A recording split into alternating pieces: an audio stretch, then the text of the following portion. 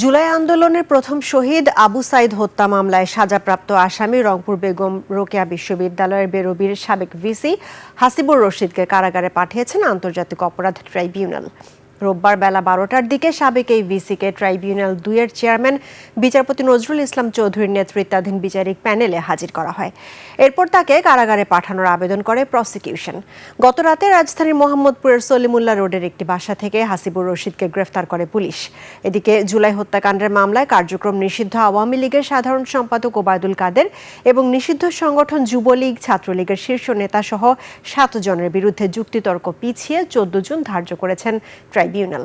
এছাড়া আওয়ামী লীগ শাসনামলে র্যাবের গোপন বন্দিশালায় গুমের মামলায় সংসদ সদস্য আহমদ বিন কাশেম আরমানের জেরা শেষ। পরবর্তী শুনানি 3 জুন। ভিসি মহোদয় যিনি ছিলেন তাকে 10 বছরের সাজা দেওয়া হয়েছিল। উনি আত্মগোপনে ছিলেন, দীর্ঘদিন পলাতক ছিলেন। মোহাম্মদপুর থানার পুলিশ তাকে গ্রেপ্তার করে গত রাতে গ্রেপ্তার করেছে এবং আজকে আমাদের ট্রাইব্যুনালে উপস্থিত করানো হয়েছে। মাননীয় ট্রাইব্যুনাল 2 ওনাকে সাজা পরোয়ানা বলে কেন্দ্রীয় কারাগারে প্রেরণ করেছে।